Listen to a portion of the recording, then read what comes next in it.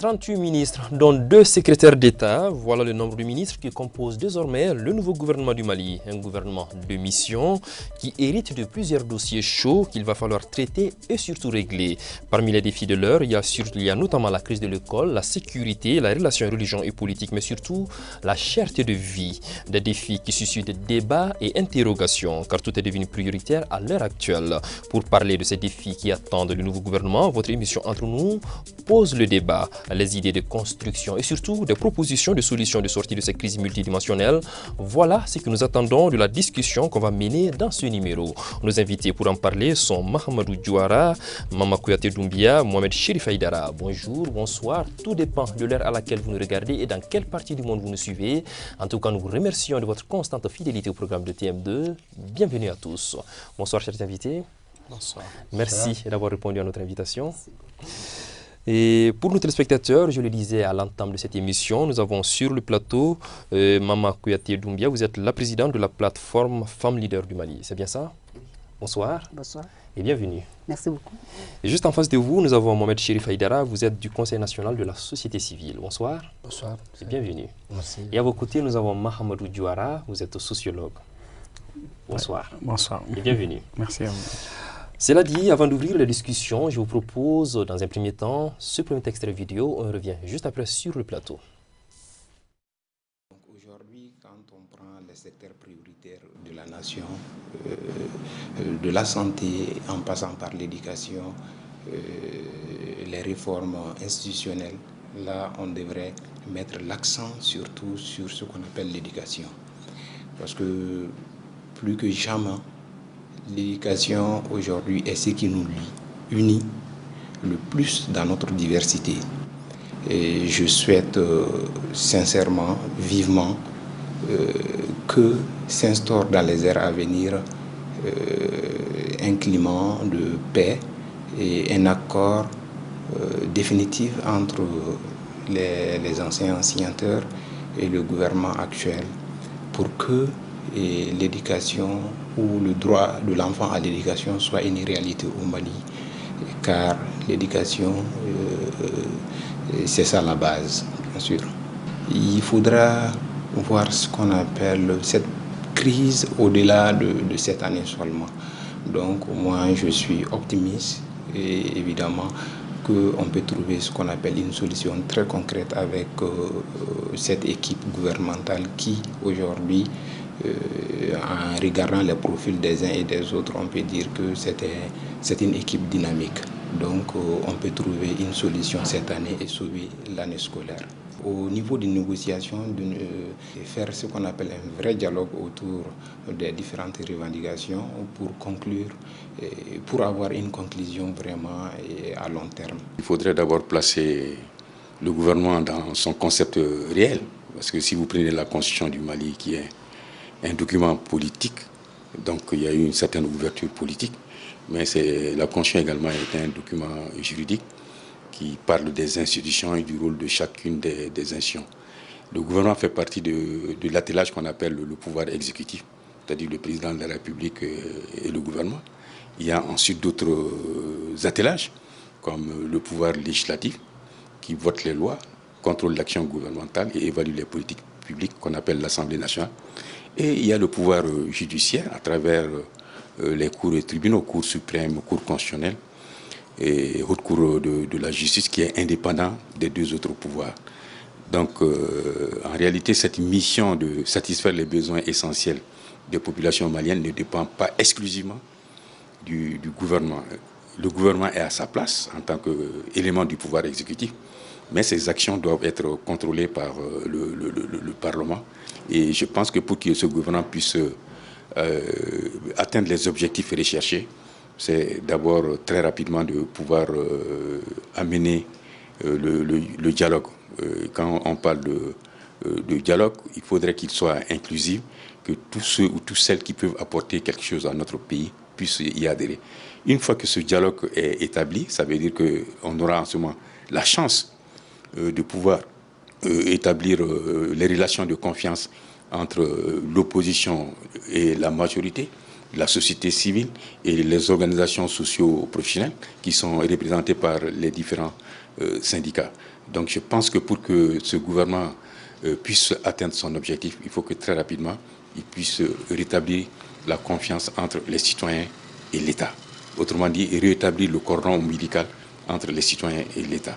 Et cela ne peut passer que par un dialogue inclusif, mais surtout constructif.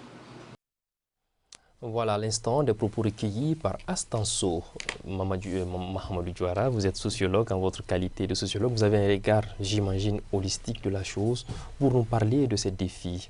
Vous avez entendu les uns et les autres. Comment vous voyez? Alors, merci beaucoup. Je note que le gouvernement en question a été mis en place dans une situation assez singulière. Et il est lui-même constitué de manière assez singulière parce qu'on a un Premier ministre qu'on peut qualifier relativement de technocrate et un gouvernement qui est éminemment politique. C'est déjà là le départ. Dans les conditions normales, un Premier ministre technocrate s'appuie sur un certain nombre de technocrates pour mettre en œuvre des mesures concrètes pour régler des problèmes concrets.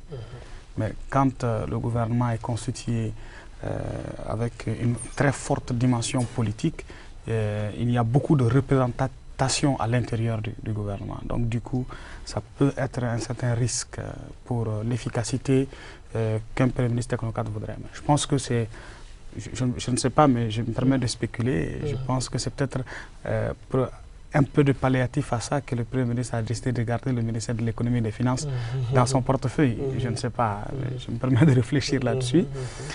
Pour moi, ce gouvernement intervient dans un moment particulier. Et le premier des défis, naturellement, comme l'autre l'a dit, c'est de réussir déjà à poser le cadre du dialogue avec les différents acteurs. Parce que s'il y a un problème, c'est vraiment la confiance qui est brisée entre les gouvernants et le peuple à travers un certain nombre de corporations. Donc le défi, c'est de réussir à rétablir ça. Je pense que c'est à cette fin qu'on a voulu un gouvernement de large ouverture. Bon, je ne sais pas jusqu'où va cette largeur, mais en tout cas, on a essayé. Maintenant, au-delà du fait de poser le cadre, il y a le vrai problème qui se pose en ce moment. C'est la capacité effective d'apporter des solutions aux problèmes existants. Ça, c'est un autre niveau. Effectivement. La composition du gouvernement, vous l'avez dit, c'est vraiment un gouvernement de large ouverture. D'ailleurs, à l'issue du premier contact avec le ministre de la Communication, porte-parole du gouvernement, a déclaré, je cite, « Quand le Front social est en ébullition, il faut travailler rapidement à créer la confiance d'abord entre les citoyens et les dirigeants de la République et rétablir également la confiance entre les communautés elles-mêmes et surtout entre la classe politique. » Fin de citation. Cela montre toute la volonté réelle du président d'aller vers les forces vives de la nation. Monsieur Aïdara, de la société civile. Merci, M. Ndiaye. Effectivement, cela démontre effectivement la volonté du président depuis le début de son mandat à aller dans ce sens. Je peux en témoigner parce que j'ai entrepris des démarches au nom de la société civile pour approcher l'opposition et la majorité. Et il en a résulté qu'ils ont pu se rencontrer. Il a rencontré également beaucoup d'autres acteurs politiques. Et c'est ce qui explique un technocrate à la tête d'un gouvernement avec des ministres éminemment politiques. C'est sans ces différents politiciens qui se retrouvaient au sein des FSD et aussi la COFOP. Il était difficile, et serait même, je dirais même sans exagérer, impossible au Premier ministre d'atteindre les objectifs qui est celui de rassembler tout le monde pour la cause du Mali. Et le président est à féliciter. Et il a dédié son mandat aux jeunes. Oui, ce deuxième mandat aux jeunes. Il faut noter que le Premier ministre lui-même, il a moins de 42 ans. Donc c'est déjà une excellente chose. Enfin, ils s'en réjouissent, parce que nous, et nous-mêmes d'ailleurs. C'est quelqu'un de connu, de rigoureux, de méthodique. Et aussi, il a une expérience d'avoir travaillé dans le gouvernement depuis quelques années. Et son expérience qu'il a vécue comme tous les autres Maliens, mais à la différence près, il a une vision de là où il veut amener le Mali. Et ils ont tenu compte des accords que le président de la République a eu avec d'autres partis politiques, présidents de partis politiques, parce qu'il les a reçus un à un. Il a reçu le président Soumaïla plusieurs fois, il a reçu Tchiblé, il a reçu tout le monde, il les a écoutés. Donc c'est tout à fait normal, compte tenu de l'évolution de la situation actuelle qu'ils se mettent d'accord pour faire avancer le Mali. Et pour ce faire, il faut vraiment qu'on soit d'accord dans nos désaccords et mettre le Mali au-dessus de tout. Et je pense que c'est ce qu'il va faire. Donc on parle d'abord de la composition du gouvernement. Femme leader que vous êtes, on note sur la présence que de 8 femmes cette fois-ci. Nous sommes, comme le citoyen mandat, le lambda, nous avons été désagréablement surprises de voir d'abord la taille du gouvernement, parce qu'on nous a dit gouvernement de mission, gouvernement de large ouverture.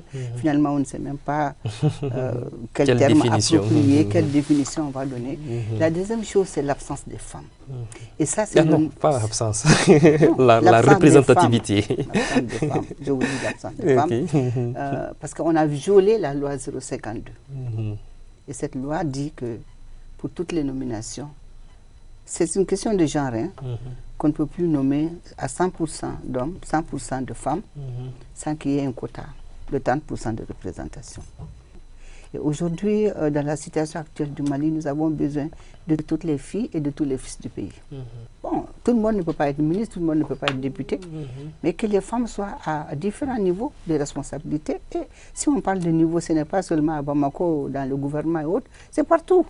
Partout aujourd'hui, on a besoin de paix et de paix durable. Les femmes ont été les plus grandes victimes de cette crise. Aujourd'hui, nous avons besoin des femmes partout pour prendre en compte leur rôle et leur place en tant que citoyennes maliennes. Et comme je l'ai dit, bon, comme tout le monde l'a dit d'ailleurs, hein, ce gouvernement a été mis en place justement pour instituer le dialogue. Je pense que beaucoup qui sont venus dans le gouvernement, côté politique, ils ont eu mandat quand même de venir respecter cette volonté du gouvernement et du président de la République pour dire qu'il faut instituer le dialogue. Un dialogue inclusif avec tous les acteurs aujourd'hui pour sortir le Mali de cette situation dramatique. Effectivement. Et nous avons besoin que ce dialogue s'installe. Ce dialogue doit être un dialogue social, un dialogue politique, un dialogue qui va nous amener vraiment à avoir la paix, une paix durable. On a longtemps tergiversé sur les questions de l'accord de paix, de beaucoup d'accords institutionnels, de problèmes institutionnels. Mais aujourd'hui, les Maliens ont beaucoup de préoccupations. Quelqu'un l'a dit avec moi, le coût de la vie, la cherté de la vie. Regardez ces questions d'énergie, ces questions d'eau, ces questions de l'école malienne. Un pays qui ne se penche pas sur son école ne pourra jamais se développer. Donc ce sont des questions qui vous touchent particulièrement, en tant que femme. Et nous avons soulevé beaucoup de questions. Je pense que tout à l'heure on va aborder d'autres questions. On aura le temps de mais je pense que ce gouvernement a du pain sur la planche. Parce qu'il y a beaucoup de défis qui attendent. Effectivement. Parlant des crises, les citadins, vous l'avez vu à l'entame de cette émission, se sont prononcés là-dessus. L'école malienne, est-ce que vous pensez réellement qu'on peut s'en sortir, sociologue que vous êtes? Merci beaucoup. Je pense que cette question m'interpelle particulièrement en tant que sociologue. Vous savez, on pose mal le problème. Et on a toujours mal posé le problème. C'est pourquoi on a toujours été incapable de le résoudre.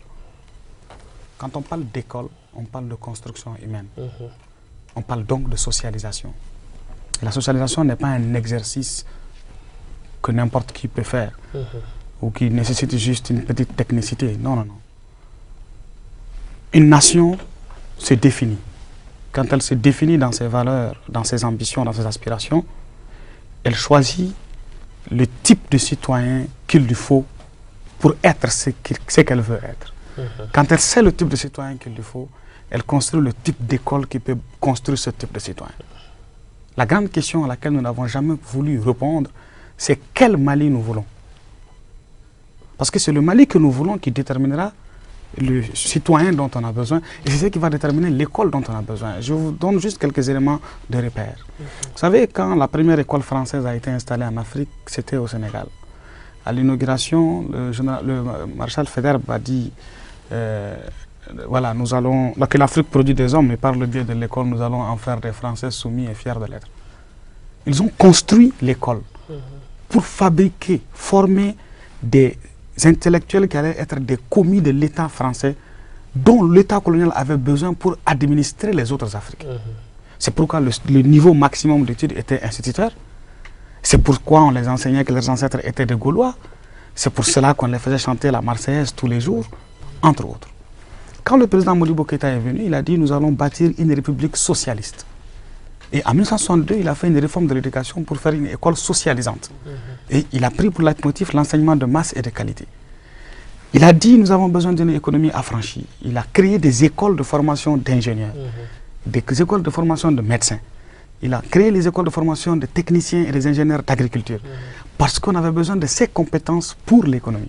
Et quand vous voyez, juste avant de finir... Ce gouvernement doit s'inspirer de ces modèles. Ce que je veux dire, je vais prendre une logique pour arriver à mon truc. C'est-à-dire que quand vous prenez la démarche, il y avait un pays qu'on voulait bâtir, on savait les besoins dans le domaine de l'économie, dans le domaine de ci, dans le domaine de ça. En fonction de ces besoins, on a déterminé l'orientation de l'école. Et en termes de patriotisme et de citoyenneté, il y avait des mesures qui avaient été prises pour qu'à l'école, il y ait une formation éducative, civique et morale. Mais il y a aussi et surtout, et c'est ce que les gens oublient très souvent, à côté du discours de l'enseignement civique et moral, il y a l'exemplarité comportementale de ceux qui doivent animer l'école. Enseignants, administrateurs, mais aussi les inspecteurs de l'enseignement. Aujourd'hui, tout ceci a quitté. Donc, si nous voulons bâtir une école performante, le gouvernement doit se poser la question du Mali qu'il faut. Et une fois qu'on définit ce Mali, quels sont les besoins de ce Mali en termes de ressources humaines? À la fois en termes de qualité humaine, mais aussi en termes de compétences intellectuelles et de performances techniques. C'est sur la base de ça qu'on peut bâtir une école performante. Oui, mais à l'heure actuelle, à l'urgence, au regard de l'urgence, est-ce qu'on peut réfléchir à ça? Il faut d'abord sauver cette année et puis on va se pencher sur toutes ces questions que vous venez de poser, M. Aïdara. Oui, merci M. Ndiaye. Moi, je voudrais revenir sur la formation du gouvernement. Nous avons vu les 38 membres du gouvernement. Ils sont un gouvernement de mission, un gouvernement d'ouverture. Et ce gouvernement, à notre avis, aura 4 problèmes pratiquement insolubles, sans l'accompagnement de tous les Maliens. C'est là où nous, société civile, nous faisons appel à tous les Maliens d'accompagner ce gouvernement pour y arriver. Parce que ce qui nous menace est très grave. Et nous nous posons la question, est-ce que le Malien lambda mesure le degré de danger qui guette le Mali? Et ce gouvernement est né d'une situation explosive. Vous avez, et ce qui a manqué, et ce dont d'ailleurs nous nous posons des questions, vous avez parlé dans votre introduction l'accord de la paix. Ce n'est pas un accord de la paix, c'est un accord pour la paix. Donc c'est un processus qui continue. Les parties signataires de l'accord, la CMA et la plateforme, nous sommes au courant, selon certaines indiscrétions, des chanceliers ici ont contribué à ce qu'ils acceptent pour la première fois à participer au gouvernement. Ils ont même envoyé leur CV.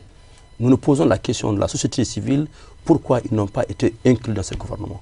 Parce que vous savez, fin juin, c'est la menace des sanctions de la Conseil de la sécurité sur le Mali. On est en main. Vous avez fin juin, la fin du mandat des députés qu'on a prorogé. Je rappelle ici que la société civile, à travers le CSDM, le Conseil de la diaspora malienne, a demandé la prorogation du mandat des députés.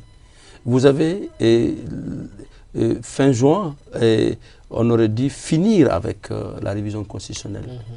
Donc vous avez 3 problèmes posés devant ce gouvernement et ils ont des essentiels qui sont particulièrement difficiles à atteindre. Donc c'est là où nous, la société civile, nous disons, et pour que le Mali puisse avancer, faisons une saine appréciation de la situation. Prenons conscience de ce qui nous arrive tous. On peut être d'accord que ce gouvernement est assez large, mais je dirais qu'il n'est pas suffisamment large, parce que j'ai vu le Niger à côté, il y a 40 ministres.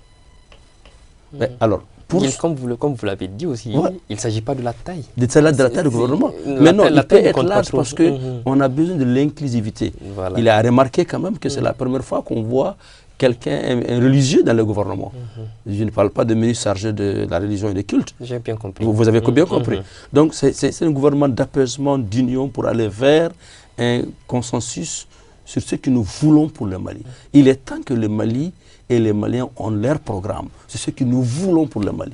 Donc pour y arriver, nous, la société civile, recommandons à tous les Maliens qu'on soit d'accord dans un certain nombre de désaccords ici et là, mais que nous disons que si on n'accompagne pas ce gouvernement à arriver à créer un climat de conscience, de dialogue, pour qu'on sorte de cette situation en ayant une constitution acceptable et pour aller vers un Mali uni émergent et indivisible. Et ça, pour ce faire, il faut chacun s'approprie de la question. Et se dire que j'ai mon rôle à jouer. Donc, pour vous comprendre très simplement, ça veut dire que vous n'allez pas vous mettre en marche. Pas du tout. Vous allez continuer à mener le combat. Absolument. Voilà. Absolument. Voilà. Je recommanderais d'ailleurs à tous les Maliens, là où ils se trouvent, d'accompagner ce gouvernement pour qu'on y arrive. Parce que ce qui nous attend est extrêmement grave. Extrêmement grave. Et il est important, vous les hommes de médias, de véhiculer cette information. Parce qu'un gouvernement ne peut pas régler le problème.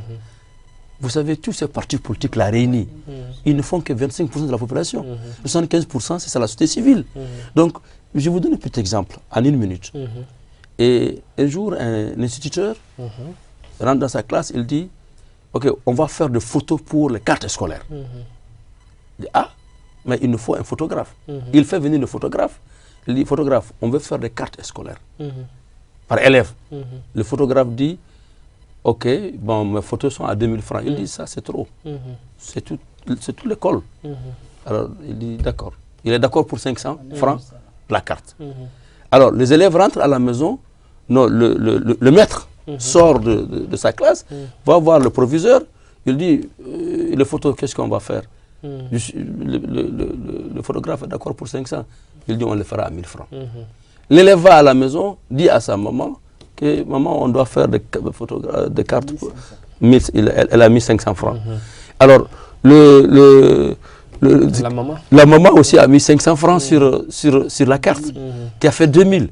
Quand le père est arrivé, on lui dit, il faut faire des cartes pour les enfants.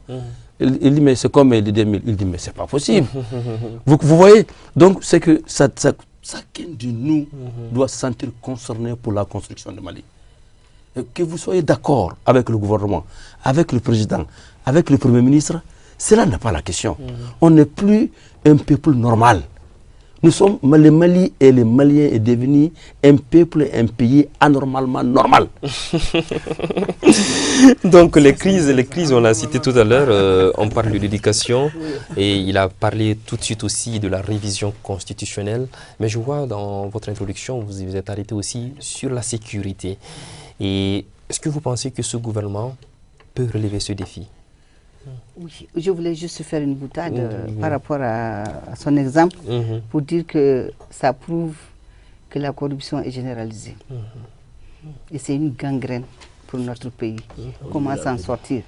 Je vous renvoie la balle en tant que société civile et je renvoie la balle à qui que ce soit dans ce pays-là.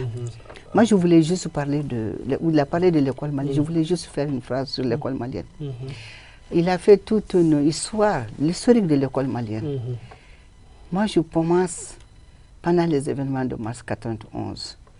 C'est là où on a commencé à faire la courbe. Et depuis, on n'est pas sorti de ce créneau. Nous sommes embourbés. Et aujourd'hui, l'école malienne n'est plus une école. Il faut se le dire. C'est devenu un espace de violence. Toutes les armes du Mali que vous cherchez, pistolets, PA, couteau, hache, pêche, je ne sais pas tout. Tout se trouve dans cet espace scolaire. Et comment ce gouvernement aujourd'hui peut résoudre cette les diplômes ne se méritent pas. On les donne comme cadeau. Et on est en train aujourd'hui de gâcher l'avenir de nos enfants. On est d'accord avec vous, mais depuis hier. Comment trouver la solution? Aujourd'hui, comme je l'ai dit, pour refonder ce pays-là, ce n'est pas un homme, ce n'est pas un gouvernement. Ce n'est pas un parti politique qui peut le faire. C'est les Maliens ensemble. Parce qu'il y a une crise de confiance qui est née au Mali. Je pense que tant qu'on ne va pas restaurer cette confiance entre les Maliens, je pense que ça ne marchera pas. Ça ne marchera pas. Pour ce qui concerne les questions de sécurité, vous savez, pendant la crise de 2012-2013, les femmes ont été les plus grandes victimes. Quelque chose s'est passé dans notre pays qu'on n'avait jamais vu ailleurs. Il y a eu beaucoup de rébellions, il y a eu beaucoup de conflits au Mali. Mais on ne touchait pas la femme. La femme était sacrée. Encore, les femmes ne vont plus au marché dans certaines localités, que ce soit au nord, que ce soit au centre. Donc la sécurité, aujourd'hui, la sécurité doit être là. Parce que c'est tout le problème du Mali. Je dis l'école, je dis tout cela. Mais la sécurité, elle est primordiale aujourd'hui. Elle est cruciale.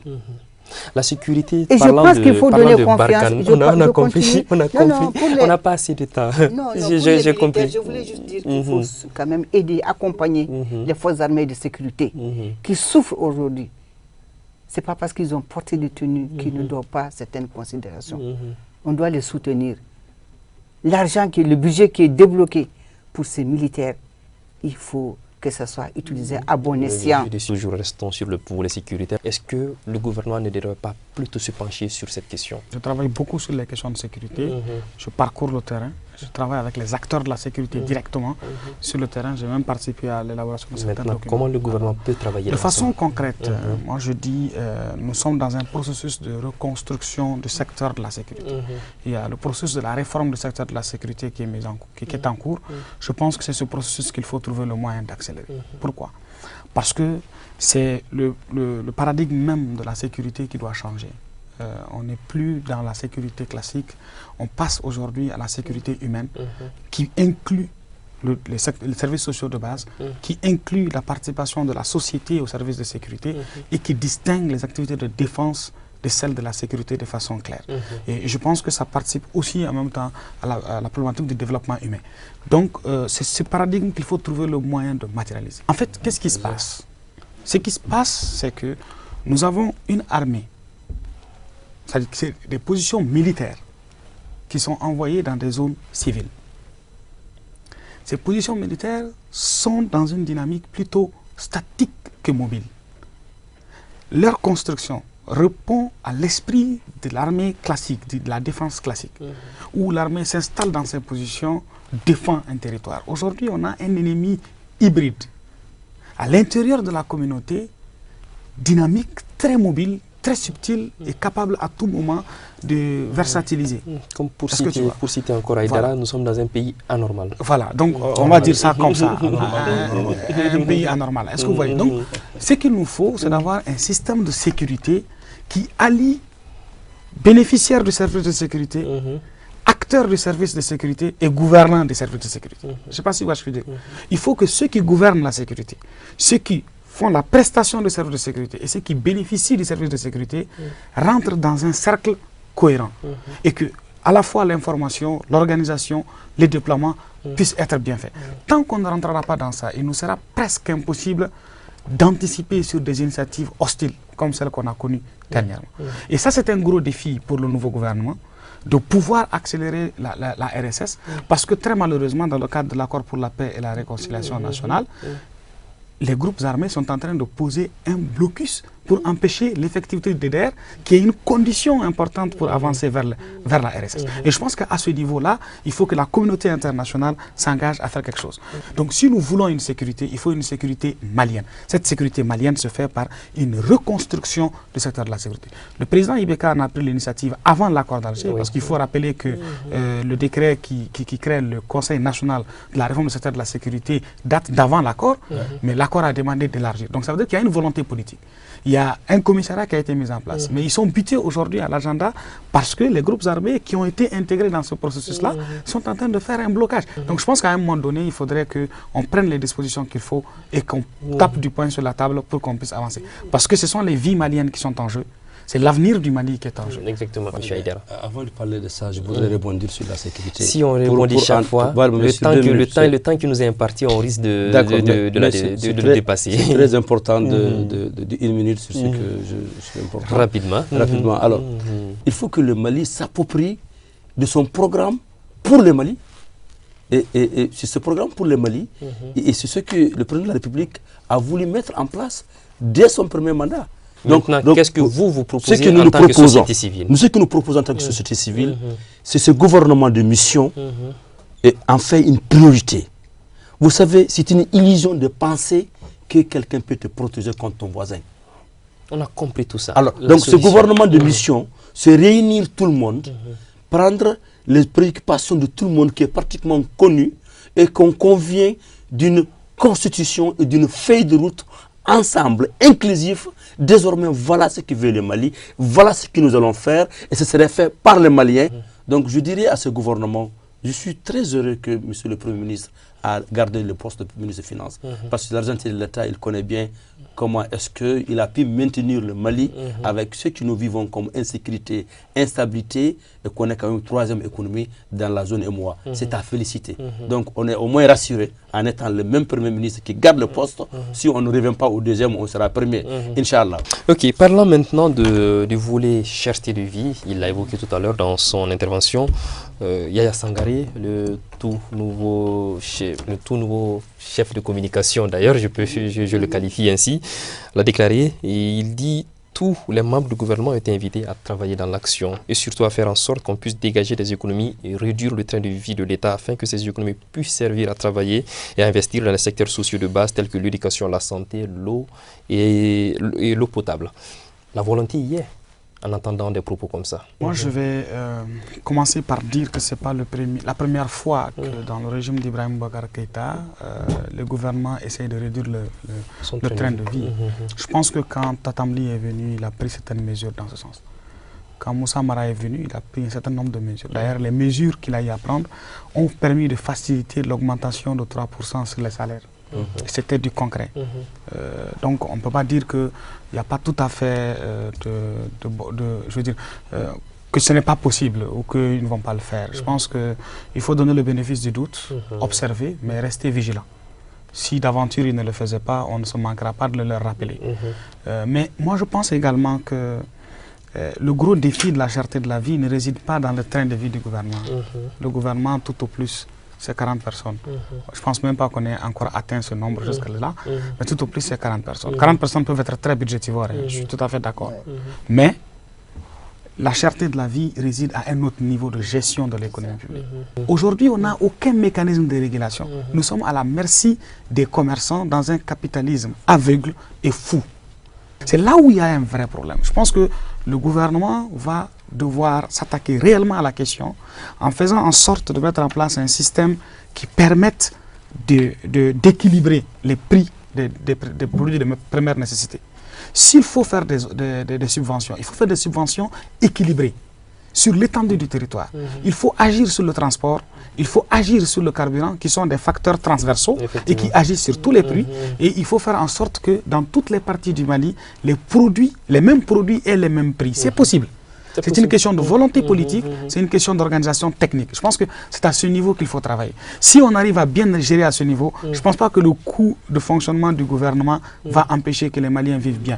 Maintenant, pour compléter dans le sens de ce que ma maman disait tout à l'heure, par rapport à la justice sociale, par rapport à la justice sociale et aussi par rapport à la question des salaires. Voilà, c'est-à-dire que les Maliens ont un salaire assez bas. Vous savez, là aussi, c'est une question de fond qui doit être posée. Le Premier ministre sortant, enfin le Premier ministre sorti, on va dire, avait... Le Premier ministre sortant. Voilà. On va le qualifier comme ça. On va dire ça comme ça. Avait dit qu'il fallait organiser une grande rencontre nationale sur la problématique des salaires au Mali. Oui. Pourquoi? D'ailleurs, c'était prévu en début d'année. Voilà, parce que vous savez, c'est lié à l'autre aspect qu'elle a développé tout à l'heure, la question de la dignité. Dans une société, chaque homme doit trouver sa place du point de vue sociologique. Et quand on prend la société malienne de façon originelle, elle est organisée de sorte à ce que les fonctions sociales du point de vue économique sont partagées entre les communautés. Le nom que je porte définit le métier que j'ai. Ce métier définit mon utilité à la société. Sur la base de ça, j'ai une dignité. Je ne sais pas si vous voyez ce que je comprends. Donc la mère des vertus, c'est le travail. Mais quand le travail devient indéfini, l'homme devient perdu. Il a besoin de se retrouver. Donc, moi, on va juste permettre à Aïdara, parce que le timing qui nous est... Voilà, c'est presque fini. Mais Aïdara, je vois qu'il veut vraiment parler. Je veux lui permettre de parler pour terminer cette émission. Très bien. Alors, sinon, il va m'en vouloir. Il va m'en vouloir. Merci bien, Ndiaye. J'ai été discriminé. Pas du tout. Je vais simplement dire, elle a parlé à la question de certaines de vie, qui est liée également à l'énergie. Je voulais juste préciser que le problème que nous avons connu il y a un mois de coupure d'électricité, le problème est définitivement réglé. Les coupures que vous constatez actuellement est lié à des problèmes de cellules, de baisse de tension. Ce n'est pas lié à des délestages. Les délestages même, la définition, on coupe un quartier pour donner à un autre à une heure bien fixe ou de nombre de minutes données. Actuellement, le problème est réglé. Tous les producteurs de l'énergie du Mali produisent pleinement et ils ont même des excédents. Ces problèmes seront réglés. Alors, à ce qui concerne... J'imagine vous êtes en tant que société civile... En tant que société civile, non, c'est impliqué. Parce que avec une autre casquette, je produis aussi de l'énergie. Donc je sais de quoi je parle.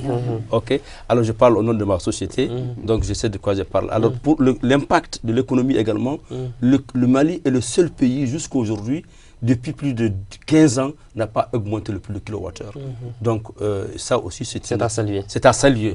Hein, et je peux vous rassurer que le jour à venir, le mois à venir, on aura des excédents qu'on pourrait déployer ailleurs. Donc la sécurité de la vie, aussi il faut en tenir compte du coût de kilowattheure. Donc ma soeur, le temps est pratiquement fini, mais je reviens encore au nom de la société civile que ce gouvernement qui a été mis en place avec une mission, c'est de réunir tous les Maliens pour une révision constitutionnelle. Et pour ce faire, il faut qu'on soit d'accord ce que nous voulons faire notre Mali et un Mali uni, indivisible et émergent. Oui, moi je voulais juste dire que on ne va pas se réunir que pour parler de la constitution, des révisions, etc. On va se réunir pour parler de nos problèmes. On a des problèmes. Ce pays-là va être debout, quel que soit ce qui va se passer. Parce que les Maliens ont foi à leur pays et les Maliens vont sauver leur patrie. Aujourd'hui, nous sommes en des problèmes parce qu'il y a des gens qui ne sont pas compris, parce qu'on ne comprend pas le Malien. On ne comprend pas le Malien. Si on comprenait le Malien veut quoi? Nous, comme je l'ai dit, il y a des valeurs que nous sommes en train de perdre. Il faut Bamanankana, dès que les Maliens, ça c'est même dans une famille, quand il y a des problèmes, quand vous réunissez tout le monde, que chacun dise ce qu'il pense, que chacun dise son avis. Je vous dis, le problème est à moitié résolu. Effectivement. Avant même. Non, mais quand vous dites, vous mettez en avant que ce dialogue sera un dialogue pour la réforme institutionnelle, pour rapidement mettre l'accord de paix, l'intégrer dans la Constitution, je vous dis, vous allez vous passer à côté et vous allez passer à côté. Je suis société civilement aussi. Merci bien. Je dirige le mouvement des femmes bien, et je sais ce que je dis. Merci bien. Je sais ce qui attend si on se détourne de cette voie. Voilà. Merci bien Madame la Présidente, merci Monsieur Aïdara, merci Mahamadou Diouara d'être venu sur ce plateau pour discuter avec nous. Maliens que nous sommes, vous l'aviez dit tout à l'heure, Maliens que nous sommes, nous devons tous comprendre qu'au-delà du gouvernement, le meilleur moyen pour nous d'avoir un coup de main, c'est de ne pas oublier de regarder au bout de nos deux bras. Nous devons donc nous mettre au travail et sauver ce pays. Voilà, c'est tout ce qu'il fallait retenir de cette émission d'aujourd'hui. Nous remercions encore une fois toute l'équipe de production autour de Fatim Maïga qui a réalisé cette émission. On se dit à la prochaine pour une toute autre émission toujours sur TM2, votre deuxième chaîne de télévision nationale. Au revoir et à la semaine prochaine. Merci. Merci.